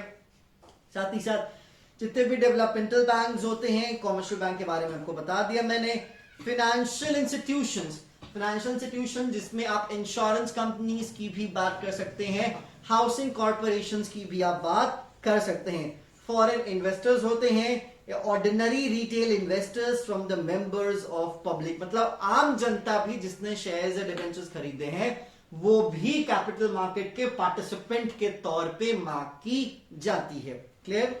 नेक्स्ट देखो भाई, सिंपल सी चीज, एक बेहतरीन कैपिटल मार्केट वही होता है जिस कैपिटल मार्केट में फंड्स इजीली और रीजनेबल कॉस्ट पे क्या हो, अवेलेबल हो। क्लियर? साथ ही साथ अगर देखा जाए तो अगर आपके यहां कैपिटल मार्केट काफी अच्छे तरीके से काम करता है तो कहीं ना कहीं ये डायरेक्टली आपके इकोनॉमिक ग्रोथ, इकोनॉमिक डेवलपमेंट में कंट्रीब्यूट करता है। साथ ही साथ अगर देखा जाए तो जितने भी फाइनेंशियल इंस्टीट्यूशंस हैं उनकी सफिशिएंसी, उनकी बेनिफिट्स, उनकी स्ट्रेंथ, फाइनेंशियल स्ट्रेंथ में कैपिटल मार्केट काफी ज्यादा कंट्रीब्यूट करता है। साथ ही साथ कुछ ऐसे इंस्टीट्यूशन से ऑर्गेनाइजेशंस को डेवलप किया गया है जो कि कैपिटल मार्केट के वॉचडॉग के तौर पे काम करती हैं, जिसमें ट्रांजैक्शंस इजीली हो, ट्रांजैक्शंस में कुछ ज्यादा कॉस्ट इन्वॉल्व ना हो, कोई डेट्रीमेंटल बिहेवियर ना परफॉर्म करे, कोई इलिसिट ट्रांजैक्शंस ना हो, कोई किसी को डिसीव करने की कोशिश ना करे। तो ये भी आपके कैपिटल मार्केट का फीचर होता है, मतलब एक तरीके से अच्छी फाइनेंशियल सिक्योरिटीज भी आपके यहां मेंटेन होती है। ठीक है, नेक्स्ट यहां पे मार्क करता है The capital market should be also efficient in respect of the information that it delivers, minimize transaction cost and allocate capital most productively. 3 चीजें हैं। सबसे पहली चीज information delivery, second thing is minimize transaction cost, and third is allocate capital in most productive manner. ठीक है, देखो भाई आपका कैपिटल मार्केट आपको काफी अच्छी और इजीली और इफिशिएंट, इफेक्टिव और ट्रस्टवर्दी इंफॉर्मेशन भी दिलवाता है। इस बात को आप ध्यान रखेंगे। जैसे आप जितने भी इंडेक्सेस देखते हैं, ठीक है, अगर आपके किसी न्यूज चैनल पे वो इंडेक्स चल रहे हैं, विद बिजनेस न्यूज चैनल हो, या फिर अगर आप बीएसई बॉम्बे स्टॉक एक्सचेंज को देखते हैं तो उसकी पट्टियों पे जो रेड कलर का मार्क होता है, जो ग्रीन कलर का मार्क होता है, ग्रीन में अप होता है ट्राइंगल, रेड में डाउन होता है, वो सभी इंफॉर्मेशन आपको अवेलेबल करवाए जाते हैं। स्टॉक मार्केट्स ही आपको इंफॉर्मेशन अवेलेबल करवाती हैं, कंपनीज भी आपको इंफॉर्मेशन अवेलेबल करवाते हैं, व्हिच मींस कैपिटल मार्केट का एक और फंक्शन है कि वो रीजनेबल और इफिशिएंट और इफेक्टिव और ट्रस्टवर्दी इंफॉर्मेशन भी है, नॉलेज भी अवेलेबल करवाता है। साथ ही साथ दूसरा चीज है minimise transaction cost. We have already discuss, हमने इसको ऑलरेडी बात कर रखा है इस पे कि आज के टाइम पे टेक्नोलॉजी के थ्रू, इंटरनेट के थ्रू हमारे को ट्रांजैक्शंस करने में काफी आसानी होती है, हमें चल के नहीं जाना पड़ता, हम आराम से सर्टेन क्लिक्स पे डील कर सकते हैं आपके कैपिटल मार्केट में, और इंटरनेट के बेसिस पे, और वो सिक्योर भी होता है, ये भी आपको पता होगा। साथ ही साथ capital market hard and best पूरी कोशिश करती है कि आपका पैसा एक अच्छे जगह लगे जहां से आपको पैसा मिले। तो एक प्रोडक्टिव मैनर का यहां पर जिक्र करना इसीलिए जरूरी हो जाता है क्योंकि हर एक कैपिटल मार्केट और हर एक पार्टिसिपेंट्स की यही ऑब्जेक्टिव होती है। कोई ये उम्मीद करके नहीं चलता कि किसी का पैसा डूब जाए, या फिर कोई अगर ये कोशिश भी करता है किसी का पैसा डूबे तो उसमें किसी न किसी को फायदा होता है। इसीलिए कहा जाता है, बहुत बड़े बड़े इन्वेस्टर्स या फिर बहुत बड़े बड़े टाइकून्स जो है उन्होंने कह रखा है, वॉरेन बफेट के नाम पे भी कहा जाता है कि वॉरेन बफेट कहते हैं कभी भी आपके शेयर मार्केट में पैसे डूबते नहीं हैं। अगर आप ये सोचेंगे कि आपका पैसा डूब गया तो ऐसा नहीं होता, आपका पैसा हमेशा बरकरार रहता है। ये निर्भर करता है, ये डिपेंड करता है कि आप कितना वक्त देते हो। क्योंकि इस बात का हमेशा ध्यान रखें कि अगर आप ये सोचेंगे कि आप यहां पे मार्क जगबर्ग बन जाएं, ठीक है, तो it's not possible in this kind of वे, ठीक है। It is possible but it's depend on कि आपके आइडियाज में कितना दम है। हाँ, आप रितेश अग्रवाल भी बन सकते हो, ओयो का मालिक, जो कि इंडिया का सबसे यंगेस्ट मिलेनियर जो भी है वो बना, लेकिन उसके पास भी वही आइडियाज थे, ठीक है। लेकिन आप इस बात को हमेशा तय करके रखेंगे कि आप ये सोचेंगे कि आप 20s में सबसे रिच इंसान बन जाएं, तो may be it's not possible, because share market के थ्रू पॉसिबल है। मैं ये नहीं कह रहा, ये कह रहा हूं कि शेयर मार्केट में अगर आप डील करते हो तो आपको वक्त देना पड़ेगा। आपके पास भले ही इस वक्त 5 अरब रुपए हो तो आप 5 अरब से 5 अरब के ही मालिक कहे जाएंगे। आप ये सोचेंगे कि एक साल में 5 अरब से 500 अरब हो जाए, इट्स नॉट पॉसिबल। टेस्ला तो भैया अभी लिस्टिंग की बात कर रहा है, अमेज़न 40 साल पुराने आइडियाज को लेकर अभी तक बढ़ रहा है उस उम्मीद से कि मैं आगे और बढ़ूंगा। इसलिए जेफ बेजोस रैंक 1 पे अभी आए हैं, जो कि आई थिंक 40s या 50s के एज में है। जैक मा भी अभी 40s एंड 50s के एज में भी हैं। वॉरेन बफेट ने इतना उम्र बताया है तब जाके उनको एक तरीके से सबसे बेहतरीन आप कह सकते हो कि किंग माना जाता है शेयर मार्केट का, ठीक है। इंडियन मार्केट में आप देखते हो तो राकेश झुनझुनवाला का नाम लिया जाता है। ये सारे स्टॉक मार्केट में डील करते हैं, शेयर मार्केट में डील करते हैं। ये सब एक चीज जरूर कहते हैं, पैसा कभी नहीं डूबता, डिपेंड करता है आपने कितना वक्त दिया है उस पैसे से पैसे बनाने के लिए। इसलिए बहुत लोग कहते हैं कि अगर हमारे पास नेटफ्लिक्स के अभी शेयर्स होते हैं तो आज हम करोड़पति होते हैं, लेकिन उस वक्त नेटफ्लिक्स को किसी ने कोई कीमत नहीं दी। लोगों ने नेटफ्लिक्स को तो कौड़ियों के दाम पे भी खरीदने से मना कर दिया। आज वही कंपनी नीचे है और नेटफ्लिक्स ऊपर है। यही याहू, जिसने गूगल को, जिसके पास गूगल के इतने सारे ऑफर्स आए कि हम बिक रहे हैं, इतने बार अपॉर्चुनिटीज आई याहू के पास कि आप गूगल खरीद लीजिए, आप गूगल खरीद लीजिए। याहू ने कहा तो उसके बाद गूगल ने क्या किया, याहू को हट, ठीक है। तो यही सीन रहा। यही केस आपके नोकिया के साथ हुआ, यही केस आपके और भी बहुत सारी कंपनीज के साथ हो। तो भाई शेयर मार्केट में डील चलती है, इट्स डिपेंड कि आपकी कंपनी की आइडिया क्या है, आपकी कंपनी कितनी ज्यादा इफेक्टिव है पब्लिक में। तो शेयर मार्केट की बात करेंगे तो भाई प्रोडक्टिव मैनर का मतलब यही होता है कि बेहतरीन जगह पैसा लगाइए। कैपिटल मार्केट में आप जाएंगे तो आप निश्चिंत हो जाइए कि आप 10 से 15 साल के बाद एक अच्छा रिटर्न पा पाएंगे। पाने के लिए तो आपको 40 से 50 साल का भी वक्त लग जाता है। क्लियर? चलिए अब आगे बात करते हैं टाइप्स ऑफ कैपिटल मार्केट की। तो टाइप्स ऑफ कैपिटल मार्केट में आपके सामने 2 टाइप हैं। सबसे पहला है आपके सामने प्राइमरी मार्केट है, दूसरा है सेकेंडरी मार्केट। याद रख लीजिएगा, प्राइमरी मार्केट कैपिटल मार्केट का वो हिस्सा है जिस हिस्से की जिम्मेदारी होती है फाइनेंशियल सिक्योरिटी के क्रिएशन की। ठीक है, याद रख लीजिएगा, आपको बताया गया था फाइनेंशियल मार्केट में दो चीजें, क्रिएशन एंड एक्सचेंज। ठीक है, तो अगर आप ये कहते हैं बर्थ प्लेस, क्या birth place of financial securities in capital market, so its primary market. इस बात को ध्यान रखेंगे, कैपिटल मार्केट कोई टैंजिबल मार्केट नहीं है, तो कैपिटल मार्केट के अंदर प्राइमरी मार्केट और सेकेंडरी मार्केट भी कोई टैंजिबल प्लेस नहीं है। ये भी उस सिस्टम को कहा जाता है, ये भी उस ट्रांजैक्शन को कहा जाता है।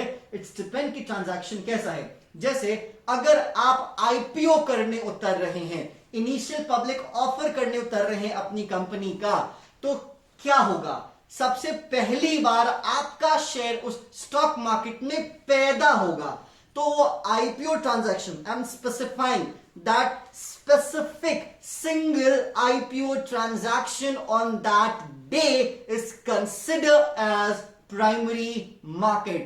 वो ट्रांजैक्शन प्राइमरी मार्केट बनेगा, वो सिस्टम प्राइमरी मार्केट बनेगा, कोई जगह नहीं बनेगा प्राइमरी मार्केट। अब जैसे ही आप आईपीओ के लिए उतारोगे, आपका शेयर बिकेगा, लोग आपके शेयर्स को खरीदेंगे और खरीदने के बाद अब डिमांड फोर्सेस आपके शेयर की प्राइसेस को तय करेंगे। पता चला किसी ने अगले दिन खरीदा, किसी ने अगले दिन बेचा, फिर खरीद रहा है, बेच रहा है, तो अब जो डीलिंग हो रही है वो ऑलरेडी एग्जिस्टिंग सिक्योरिटी में डील हो रही है, सेकेंड हैंड सिक्योरिटी में डील हो रही है। जैसे मैंने खरीदा आपकी कंपनी का शेयर आईपीओ में और मैंने 2 महीने के बाद उसको किसी और को बेच दिया, तो जिसने खरीदा उसने ऑलरेडी परचेज सिक्योरिटी को खरीदा ना, तो ये जो मार्केट बनेगा, ये जो ट्रांजैक्शन होगा, इसी को क्या कहा जाएगा? सेकेंडरी मार्केट कहा जाएगा। तो इसीलिए it depends on transaction and transactions have a capacity to determine that whether it's a primary market और it's a secondary market. Clear? चलिए अब यहां पे प्राइमरी मार्केट की बात करते हैं। इसका नाम ही देख लीजिए, बहुत सारे नामों से इसे पुकारा जाता है।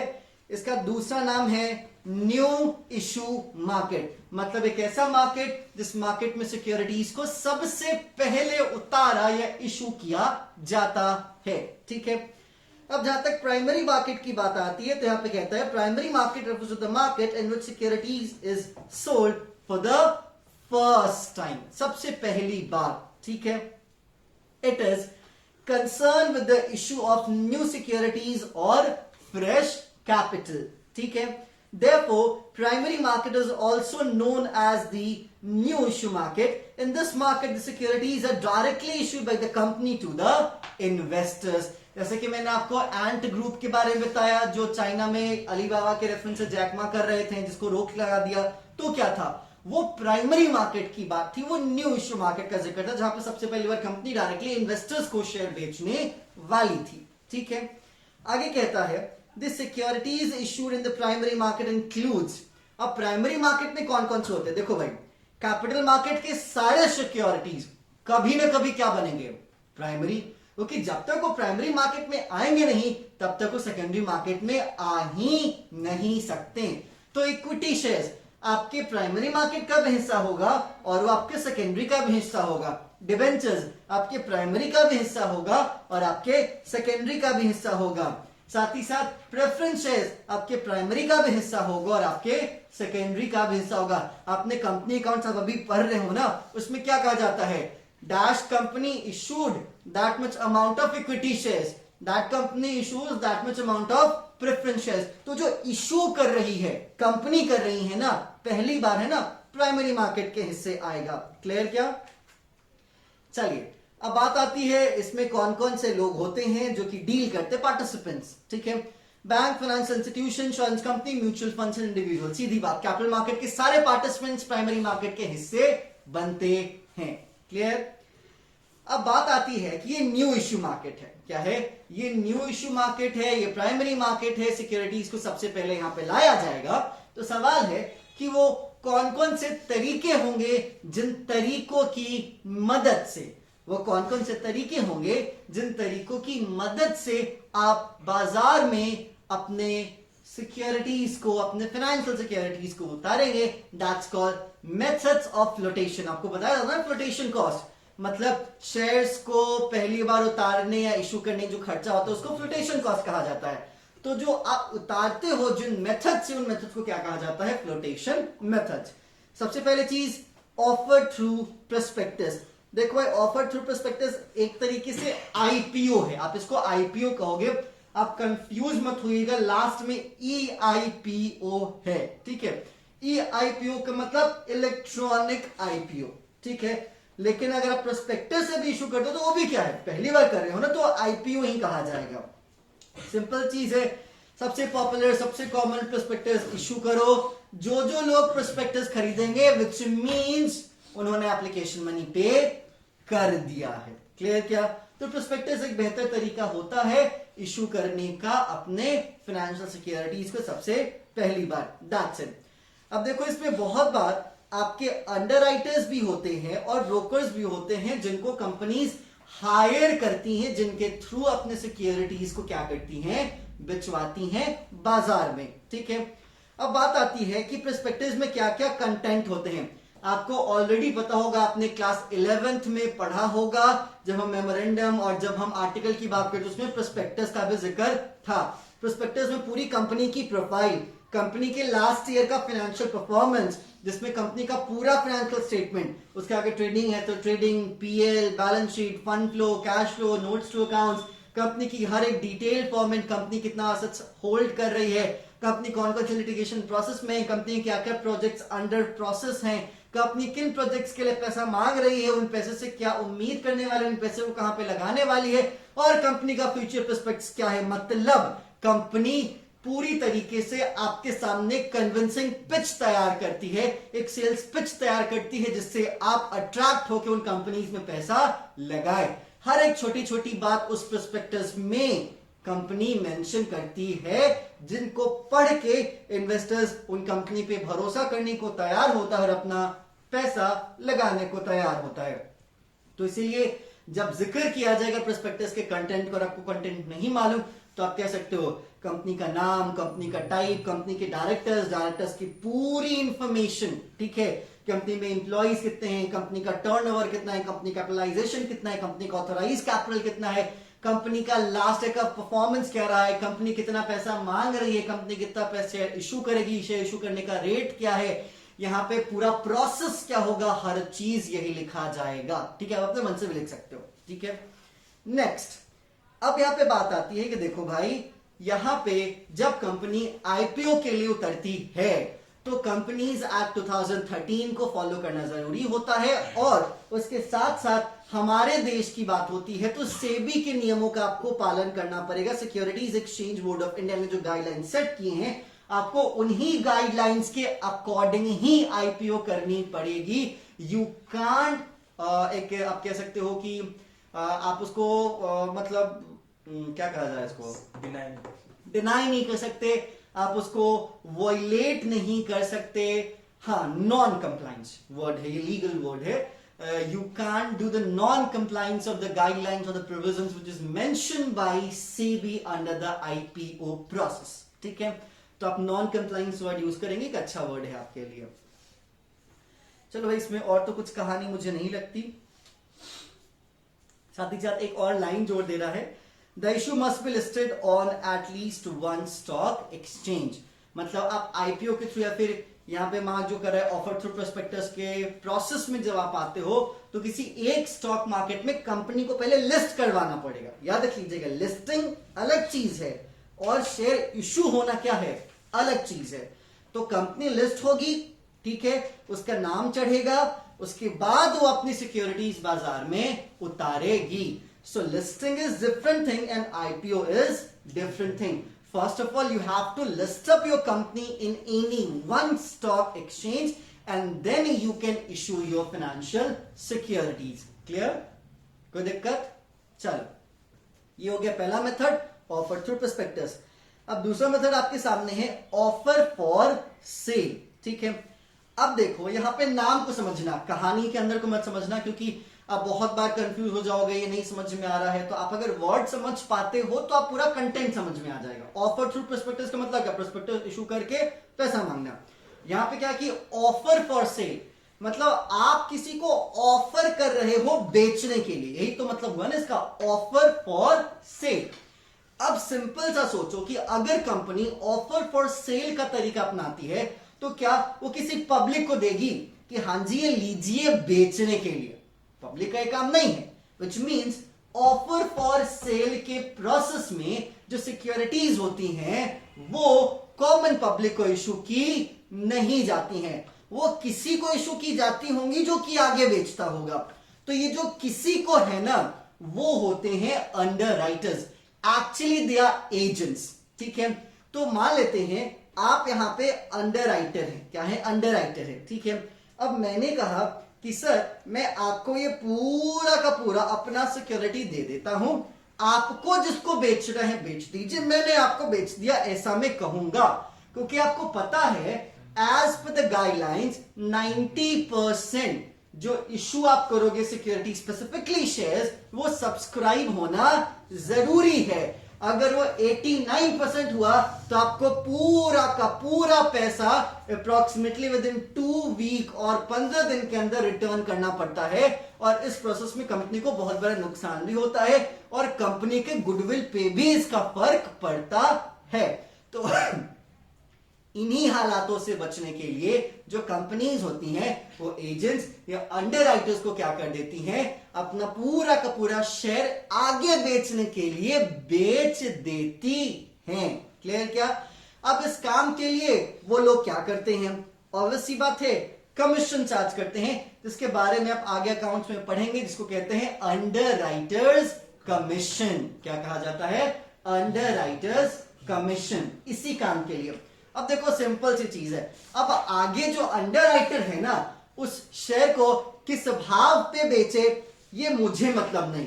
जैसे सपोज दैट मैंने 10 की सिक्योरिटी 10 का शेयर था, अंडरराइटर को 11 में 1 के प्रीमियम पे बेच दिया मैंने। ठीक है, अब वो अंडरराइटर उसको कितना पड़ा? 11 का। उसने क्या करा? उसने उस पे 2 रुपए प्रीमियम जोड़ के 13 पे बेच दिया। बेच सकता है सर? हाँ जी बेच सकता है, क्योंकि उसका शेयर है, अब वो जिस रेट पे बेचना चाहे वो बेच सकते हैं। मेरी कंपनी की तरफ से तो चीज बिक गई ना, दैट्स इट। ठीक है, अब देखो यहां पे कहता है offer for sale in this method securities are not issued directly to the public but are offered for the sale through intermediaries. ठीक है, like issuing houses or stock brokers. In this case, a company sells the entire lot of securities to an agreed price to the intermediaries, who in turn resell them to investing public at a higher price. तो यहां पे simple सी चीज, company को 2 फायदा, share भी बिक गए आराम से और कीमत भी मिल गई। अब आप ये कह सकते हो कि सर अगर अंडरराइटर नहीं बेच पाए 90% तो मत बेचे ना, मुझे क्या मतलब, क्योंकि प्रोविजन कहता है कि आपका 90% सब्सक्राइब होना चाहिए। कौन सब्सक्राइब करेगा इस पे कानून चुप है, साइलेंट है। दैट्स व्हाई अंडरराइटर ने खरीद लिया, अब अंडरराइटर 50% ही बेच पाए, क्या फर्क पड़ता है? इसका कोई फर्क नहीं पड़ता। This whole process is considered as offer for sale और method is considered as offer for sale. Clear हुआ? चलिए नेक्स्ट आपके सामने है प्राइवेट प्लेसमेंट। अब ये प्राइवेट प्लेसमेंट है क्या?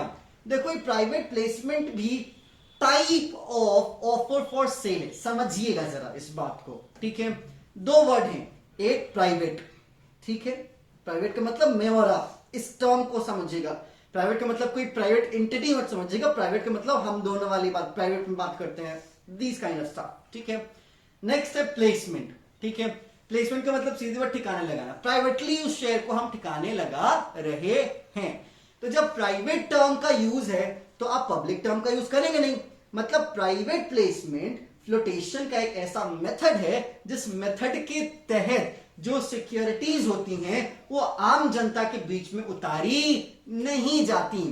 लार्ज कॉर्पोरेट एंटिटीज जो इंटरेस्टेड हैं बल्क में शेयर्स खरीदने के लिए, जैसे आईसीआईसीआई, जैसे एलआईसी, जैसे यूटीआई, उनको ये शेयर्स बल्क में क्या कर दिए जाते हैं? बेच दिए जाते हैं। ये बात समझ में आई? ठीक है, यही चीज है आपका प्राइवेट प्लेसमेंट, दैट्स इट, इसमें और कुछ नहीं। देखो यहां पे कहता है in this method company sells this securities to some selected institutional investors, याद रख लीजिएगा, selected institutional investors, not a individual investors. कभी भी प्राइवेट प्लेसमेंट इंडिविजुअल इन्वेस्टर्स के साथ किया नहीं जाता, क्योंकि बहुत बल्क वैल्यू यहां पे उसमें ऐड होती है। एग्जाम्पल के तौर पे यूटीआई, एलआईसी, जीआईसी, इनका नाम लिया गया है। जीआईसी पता है ना, general insurance corporation, LIC life insurance corporation, UTI unit trust of India. ठीक है, अब इसमें एक और टर्म यूज कर दिया गया है, इंडिविजुअल।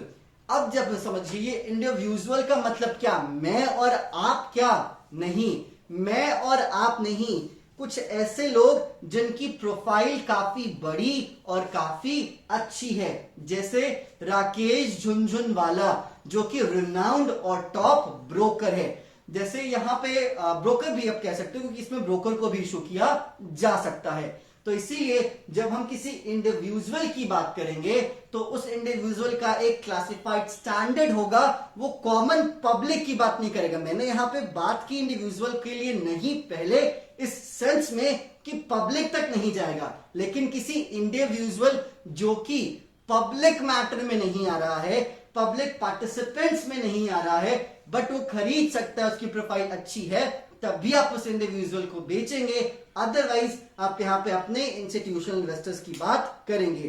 तो इस बात को ध्यान रखेंगे कि जब यहां पे बात की जाएगी प्राइवेट प्लेसमेंट की, तो बल्क में सिक्योरिटीज इंडिविजुअल इन्वेस्टर्स को इशू किया जाएगा, पब्लिक को नहीं। लेकिन किसी एक इंसान जिसकी प्रोफाइल क्लासिफाइड है, मतलब जो एक अच्छे स्टैंडर्ड में डील कर रहा है, वो अपने आप में एक ऑर्गेनाइजेशन है, उनको ही इशू किया जाता है, जिसमें बड़े बड़े रिनाउंड ब्रोकर्स ही होते हैं, कोई कॉमन पब्लिक नहीं होती है। समझ में आया? पब्लिक और इंडिविजुअल में यहां पे डिफरेंसेस आप लेके चलेंगे। क्लियर है? चल, अब यहां पे एक और टर्म आ जाता है, राइट इशू। पता होगा, मैंने बताया है, बताइए आप राइट इशू क्या होता है?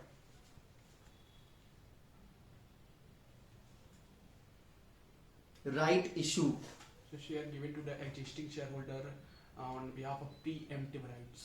परफेक्ट। सी, बात आती है कि अगर कोई कंपनी है, यहां पे आप लोगों को नहीं आता क्या?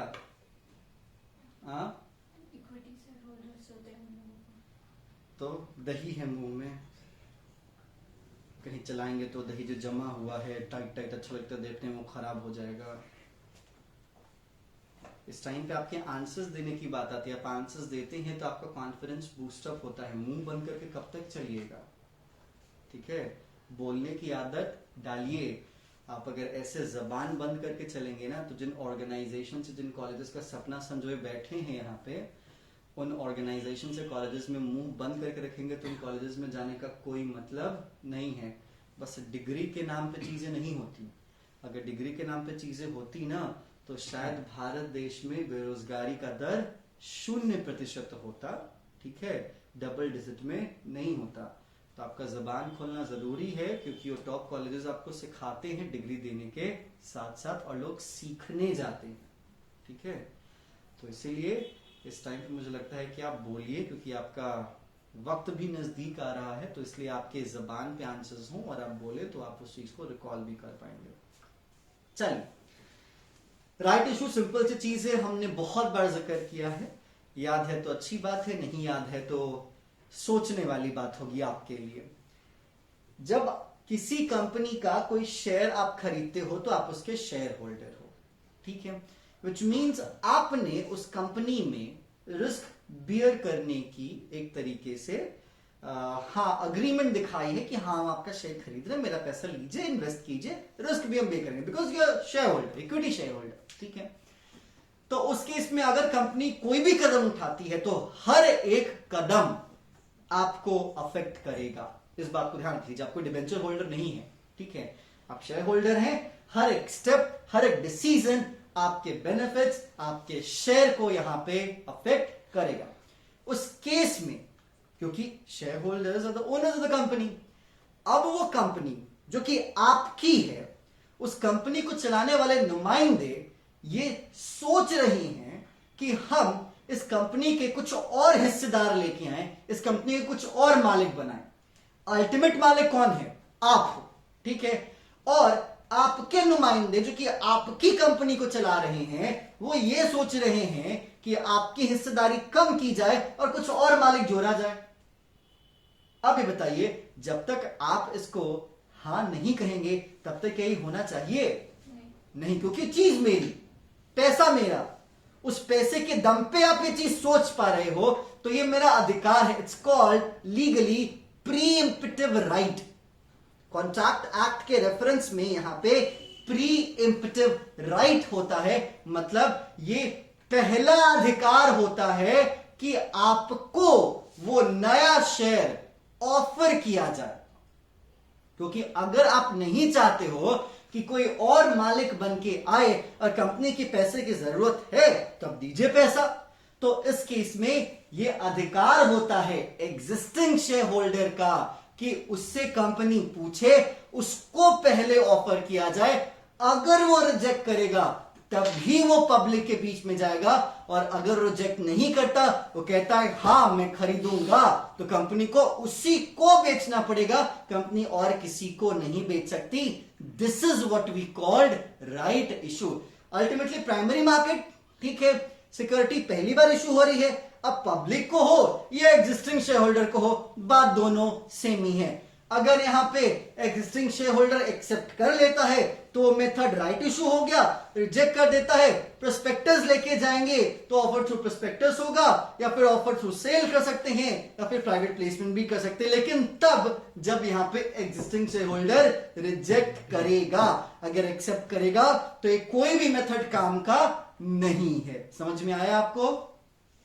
चलिए, अब आपके सामने एक लास्ट आ जाता है EIPO, that's called electronic IPO, ठीक है।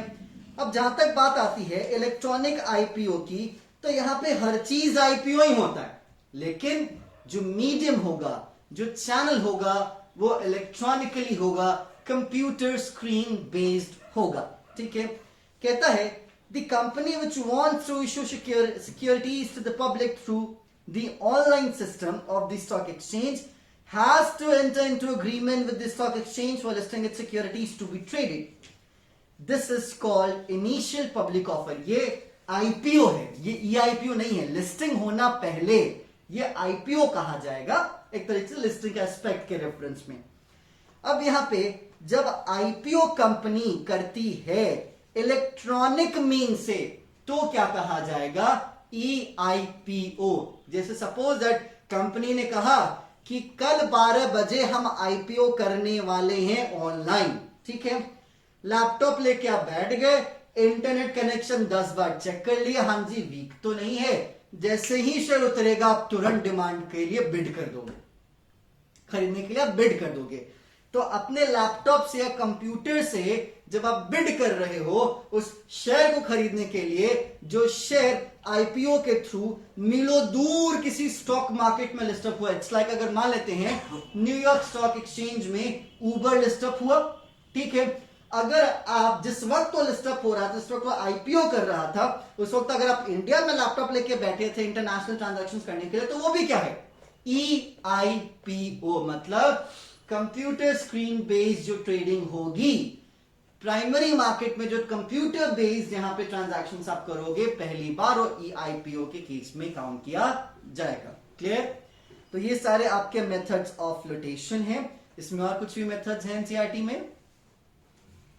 नहीं है, इतने ही मेथड्स हैं, 5 मेथड्स हैं। चलिए आप इनको कंटिन्यू कीजिए। यहां पे आपका प्राइमरी मार्केट क्या हो जाता है? ओवर, ठीक है। नेक्स्ट सेशन में हम यहां पे कवर करेंगे सेकेंडरी मार्केट, ठीक है। So stay tune for next sessions. Thank you.